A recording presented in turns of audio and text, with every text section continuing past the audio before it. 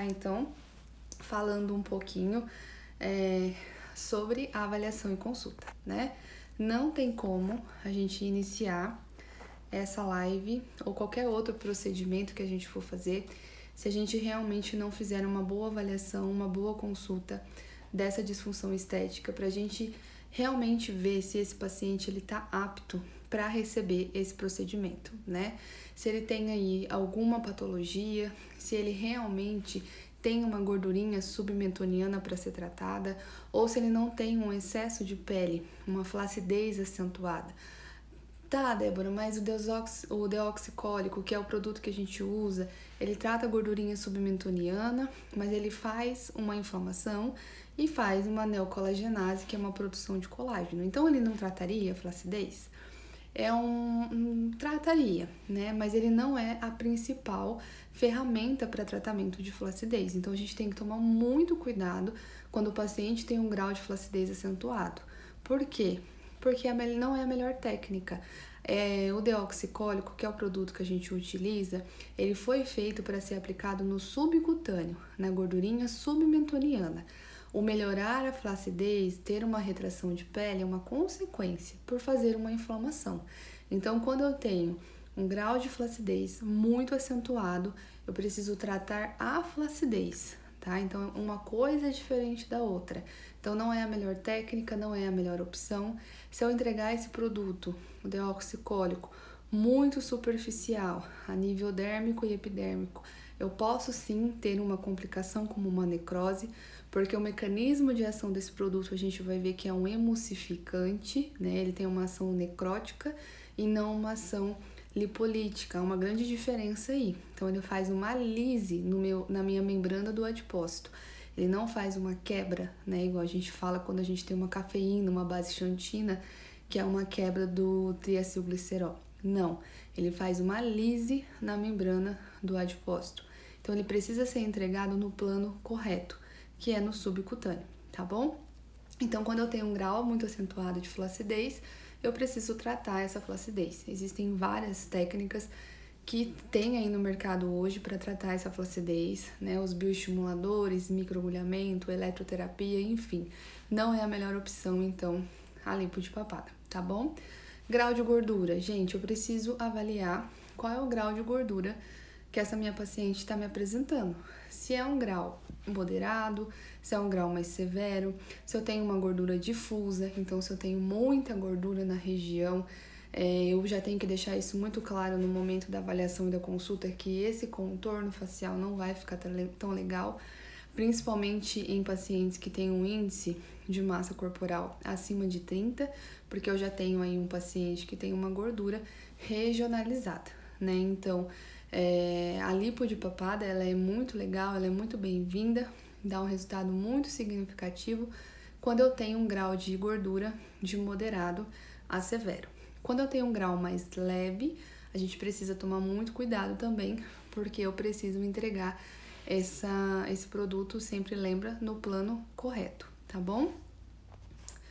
Bom, pessoal, vocês vão me falando aí se vocês estão entendendo, se eu tô falando muito rápido, se vocês estão comigo, tá? Outra coisa muito importante no momento da avaliação e da consulta é ver se esse paciente ele não tem alguma retração da mandíbula.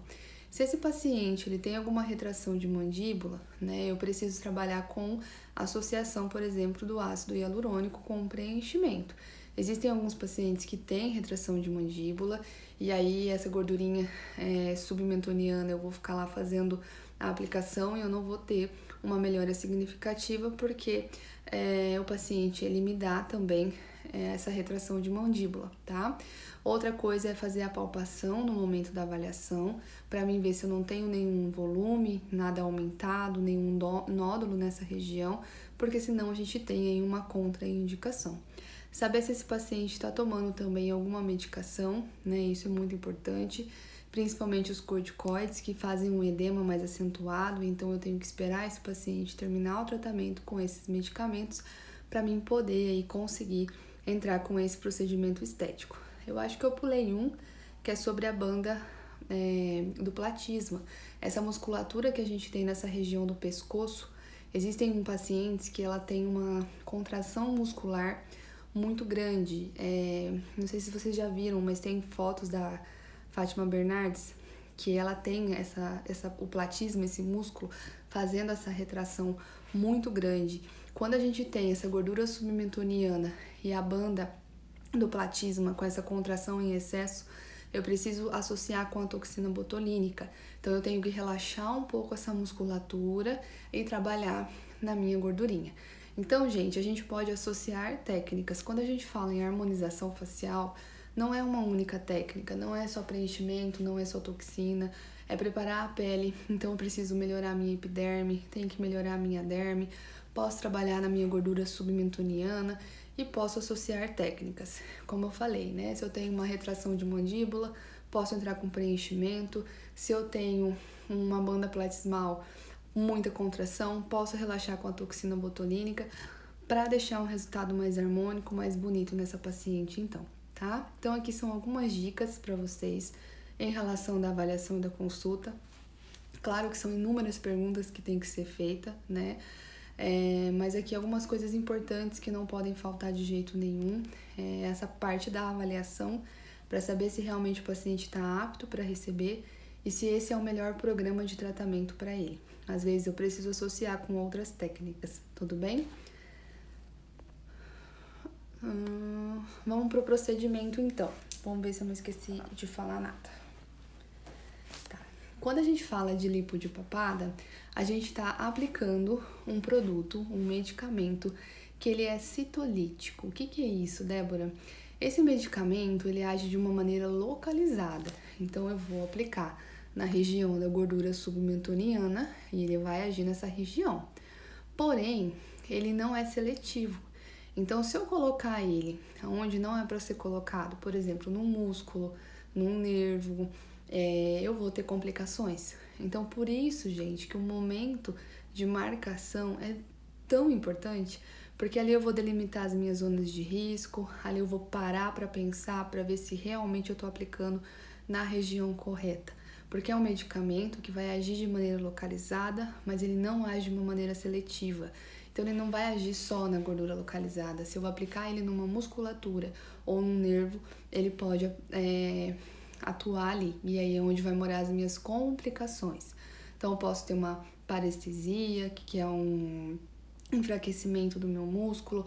Posso ter um sorriso assimétrico por conta de um nervo que não era para ter pegado.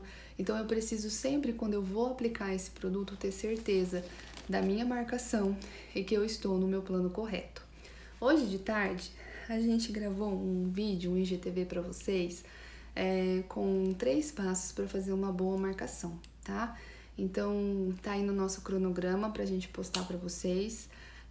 Eu fiz a marcação na VA, fui explicando, que eu acho que vai ficar de uma maneira mais fácil, mais didática, para vocês terem uma ideia, né, de como é essa marcação. Eu sempre falo isso em todo o curso. Eu vou morrer velhinha na estética e sempre vou fazer a minha marcação, gente. Seja numa intradermo, seja numa toxina botulínica, seja em qualquer procedimento. Porque é no momento da marcação que a gente para pensar o que a gente está fazendo. Então, marquem, peguem lá um lápis, uma caneta e façam a marcação antes de fazer a técnica, tá bom? O medicamento que a gente utiliza é o deoxicólico a 1%. Quando a gente aplica essa medicação na minha gordurinha submentoniana, o mecanismo de ação dessa medicação é de emulsificar a minha gordura. Eu vou dar um exemplo para vocês e vou gravar um vídeo também mostrando, tá? Quando eu pego, por exemplo, um copo de água e coloco lá uma gota de um óleo de cozinha ou de um azeite de oliva e em seguida eu pingo uma gota de detergente em cima dessa gota lipídica, né? Dessa gota de azeite ou dessa gota de gordura. O que vai acontecer? Quando eu pingar esse detergente em cima dessa gota lipídica, em cima desse óleo ou desse azeite de oliva, eu vou ter a minha emulsificação dessa gordura. Então, ela vai começar a emulsificar por conta de uma ação que nós temos que é essa ação emulsificante, tá bom? E é exatamente isso que o deoxicólico ele faz nessa gordurinha submentoniana. Então, o mecanismo de ação dele é de emulsificar essa gordura, é de fazer uma lise na parede do meu adipócito. Mais ou menos essa imagem aqui, ó. Então, ali eu tenho um adipócito, que é uma célula onde eu tenho a reserva da minha gordura. E quando eu injeto o deoxicólico a 1%, ele vai fazer essa lise, ela vai abrir ali a portinha na membrana da minha célula para essa gordura, então, que está intracelular, que está dentro da célula, ela vai ser, então, emulsificada e vai ser muito mais fácil de eu ter a metabolização dela, tá? Então, é uma ação de emulsificação que esse produto faz. Para isso acontecer, a gente tem uma inflamação no local. Então, quais são os sinais que a gente vai ter? Quais são os sinais pós-procedimento dessa inflamação? O paciente vai sentir dor, vai sentir a região mais quente, mais sensível, vai ficar um rubor, que é o eritema. Então, eu vou ter aí alguns sinais, né, que é dessa inflamação, que é da aplicação, que tudo isso é normal e é passageiro. E vou ter um edema, tá? Então, é muito importante no momento da avaliação e da consulta eu explicar para o paciente o que vai acontecer. Porque como ele tem um edema, que alguns pacientes duram 10, 15, 20 dias, se ele tiver algum evento por esses dias, ele vai ficar chateado com você e com razão, porque você não explicou para ele o procedimento e não explicou o que ia acontecer depois, tá? Então, precisa ser bem explicadinho, precisa passar as orientações para o paciente, para depois não ter problema, tá bom? Então, é normal ficar um edema, é normal ficar vermelho, é normal ficar uma região mais sensível, tudo isso é por conta da inflamação que o produto faz. Bom, como a gente está fazendo uma inflamação, eu vou ter uma produção de colágeno por conta dessa inflamação, né? Eu vou ter essa produção de colágeno, consequentemente, eu vou melhorar também a questão do meu contorno e da minha pitose da pele. Isso é uma consequência, é um a mais. O produto em si, o deoxicólico, foi desenvolvido para tratar gordura submentoniana e não flacidez de pele. Que isso fique muito claro na nossa cabeça, tá bom? Vamos ver se eu falei tudo. Tá.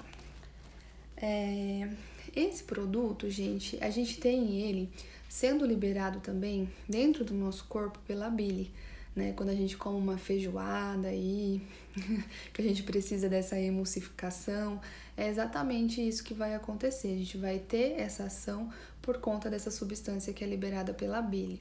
A farmácia, né, a indústria farmacêutica, fez esse composto, então, de uma maneira sintética, onde a gente aplica ele nessa gordurinha localizada, tá bom? Então, é isso sobre o mecanismo de ação e sobre o medicamento. Se alguém tiver alguma dúvida, me manda. Então, aqui, aonde eu falei, né, que as reações normais após a aplicação é sensibilidade, é dor, é edema e eritema. Tudo isso é normal, tudo isso é passageiro. Se a gente pega um vasinho, que essa região aqui é uma região bem vascularizada, né? Quando a gente pega um paciente mais branquinho, a gente coloca um foco de luz, a gente consegue ver bem aonde está passando ali os vasinhos, mas mesmo assim ainda pode ser que você dê um azar de pegar um vaso e vai ficar um roxinho, vai ficar uma equimose. Explica isso no momento da avaliação e da consulta também para o paciente, porque não é que você errou no momento da aplicação, não. É porque é uma região realmente muito vascularizada que se pegar um vasinho vai ficar um roxinho, então tem que tomar bastante cuidado com o sol, utilizar o fotoprotetor para não ter uma manchinha pós-inflamatória, tá? Então a equimose também é normal, pode acontecer.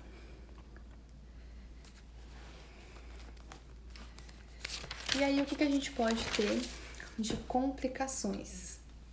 Bom, quando a gente faz uma técnica incorreta, ou quando a gente não faz uma boa avaliação, quando a gente tem uma injeção muito rápida, né? Não é devagar, não é lento, ou quando eu coloco o produto muito na superfície, ou quando eu não faço a marcação correta e pego um nervo. Enfim, algumas coisas elas podem acontecer, tá? Eu vou falar quais são as complicações, como evitar as complicações, e a gente precisa muito, gente, estudar a anatomia do pescoço. Então, eu preciso estudar a anatomia do pescoço para mim ter uma boa técnica, tá? Para mim saber onde que tá passando os nervos, onde eu tenho estruturas importantes. Então, eu preciso estudar a anatomia do pescoço. Lá no grupo do Telegram, eu vou colocar para vocês algumas imagens para vocês já irem estudando sobre isso, de questão de musculatura, de veias, artérias, nervos, glândulas, estruturas que são importantes a gente saber a localização. Claro que quando a gente faz uma dissecação de cadáver fresco, a gente vê que muda algumas coisas, por isso que é muito importante a palpação, que eu vou ensinar para vocês, para a gente conseguir delimitar bem as nossas zonas de risco, tá? Mas eu vou colocar tudo lá no Telegram para vocês já irem então buscando, né, saber mais sobre a anatomia do pescoço, que é muito importante para fazer essa aplicaçãozinha, tá bom? Então, as complicações, né? Eu posso ter uma infecção? Posso ter uma infecção. Por isso que a asepsia ela é tão importante. Então, enquanto estiver saindo sujidade, né? Faz uma asepsia aí bem legal, bem correta, tá? Usa clorexidina, usa o álcool 70. É muito importante essa asepsia. A gente tem ali bactérias na pele, então eu tenho que deixar isso muito bem limpo para receber a medicação. É um procedimento injetável, então isso tem que ser levado em conta, tá bom? Posso ter uma necrose? Pode. Se você tiver colocando esse produto que tem essa ação de emulsificação de gordura, de lise, no lugar errado. Então, se você colocar esse produto muito superficial, se você faz a técnica num paciente que tem muita flacidez, não é gordura, é flacidez, você pode ter sim uma necrose. Então, para isso, gente, a gente sempre vai classificar essa gordura do moderado a severo. Eu não vou tratar a flacidez com essa medicação, então eu tenho que fazer uma boa avaliação, uma boa consulta e ter uma boa técnica. Então, quando a gente vai trabalhar nessa região, sempre utiliza a técnica de pinça, sabe? Pinça é a região que você vai fazer a aplicação para você depois vir e injetar o produto ali.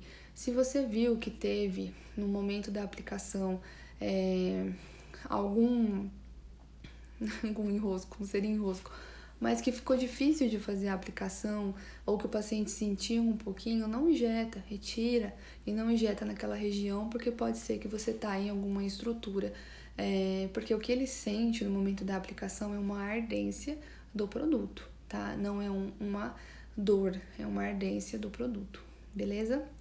Lesão do nervo mandibular. Quando a gente pega e realiza a lesão do nervo mandibular, a gente pode deixar o paciente com um sorriso assimétrico ou com fraqueza, né, da minha musculatura. Então, a gente sempre vai fazer a palpação no momento da marcação, a gente vai achar o nosso forame, vai fazer a marcação que vai delimitar a zona lateral, vou deixar sempre 1,5 centímetro de distância da minha zona da mandíbula e vou fazer realmente a aplicação na gordura submentoniana. Se eu faço uma boa marcação, é muito difícil eu lesionar um nervo. Se você no momento da injeçãozinha viu que ficou difícil a aplicação, o paciente está relatando que está com uma dor, não aplica o produto, tá bom?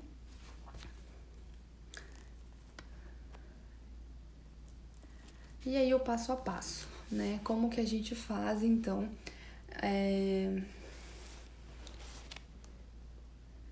outra coisa, esqueci de falar aqui também, não tá no slide. Outra coisa, gente, pra gente não ter problemas, pra gente não ter complicações, é usar a dosagem ideal, tá? Então, não inventem de ficar colocando aí um monte de produto, ainda mais uma região que é tão pequena. Então, a nossa ampola de produto, ela vem 2 ml, mas isso não significa que você tenha que usar 2 ml em todo paciente. Quando a gente tem uma gordura que não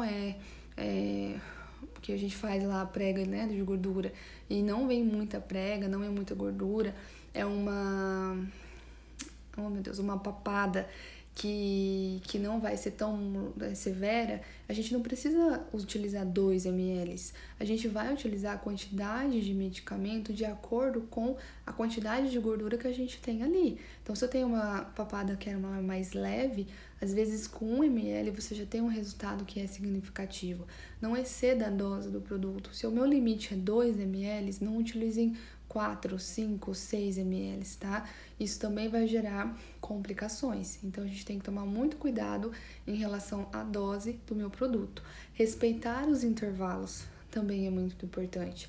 Então, essa aplicação a gente faz uma vez ao mês, a cada 21 dias, pela inflamação que esse produto faz, né? Uma inflamação considerável.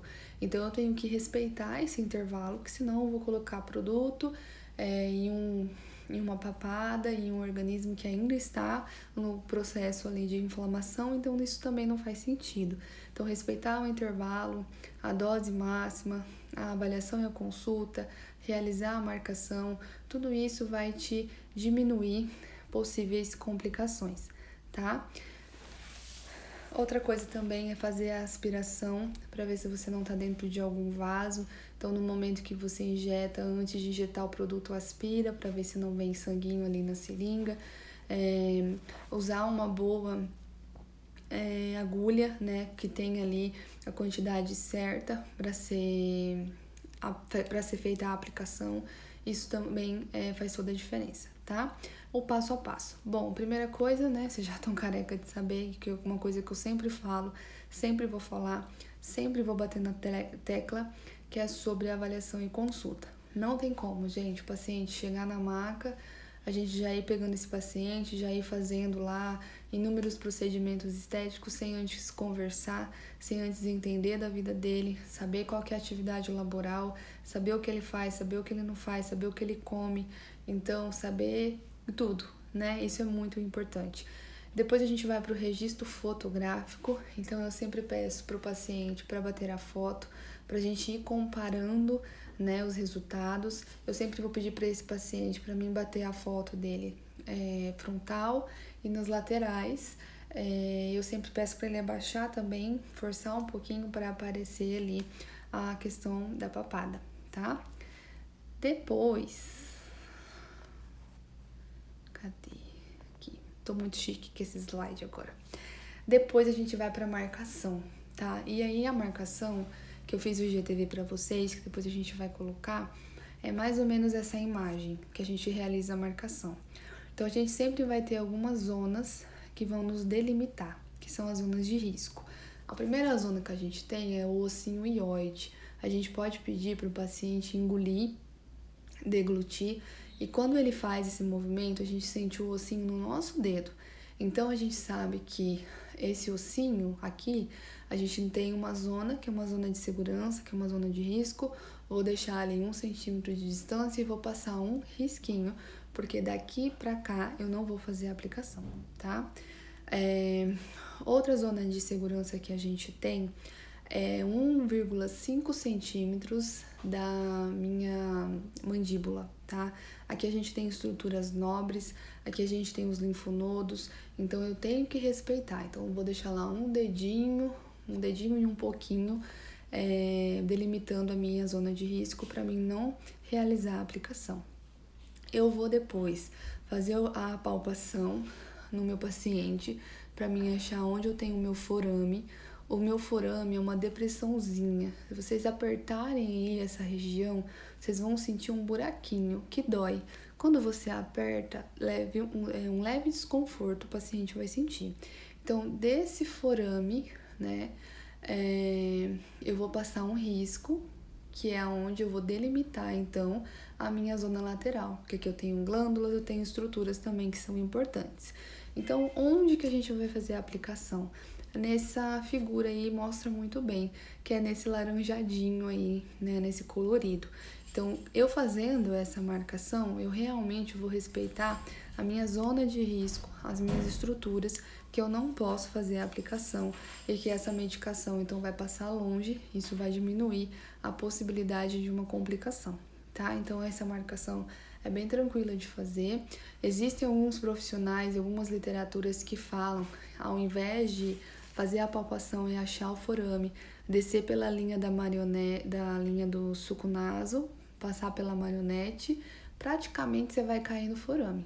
Só que a gente tem estruturas anatômicas diferentes, como eu falei, né? Quando a gente faz dissecação em cadáver fresco, nem sempre o forame vai estar ali.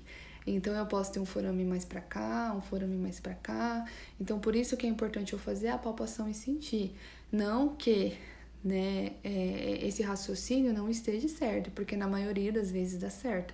Mas o que custa a gente apalpar e ver se a gente tá no lugar certo, tá bom?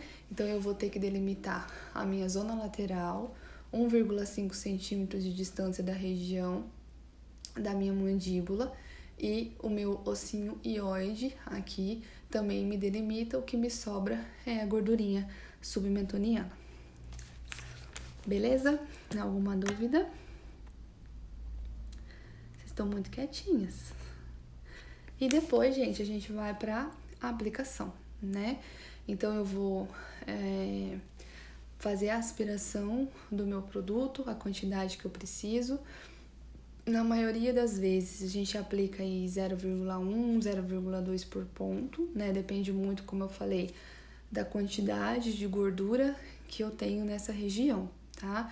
Sempre eu vou fazer a técnica devagar. Eu vou injetar esse líquido devagar. Isso me diminui também a questão de equimose, rupturas de capilares. É mais confortável para o paciente, arde um pouquinho, é normal, né? Deixa isso claro para o paciente, mas sempre fazer devagar. Posso fazer a aspiração para mim ver se eu não estou dentro de um vaso, é importante também. Utilizem sempre a prega para vocês terem certeza que vocês realmente estão injetando no subcutâneo, e toma muito cuidado em relação à flacidez. E quando vocês injetam, isso acontece muito em curso. Quando injeta, gente, não sai empurrando o êmbolo, fazendo uma retroinjeção, porque senão o produto ele passa na derme, na epiderme, e aí eu posso ter uma complicação, uma necrose, por exemplo. Então, eu injetei, eu paro de empurrar, se eu quiser até dar uma rodadinha pra, sabe assim, ficar todo o produto lá e você não vir fazendo essa retroinjeção, pra não ter complicação, pra não ter problemas, tá bom? Bom, tudo que eu tinha para falar em relação aqui dos slides eu falei.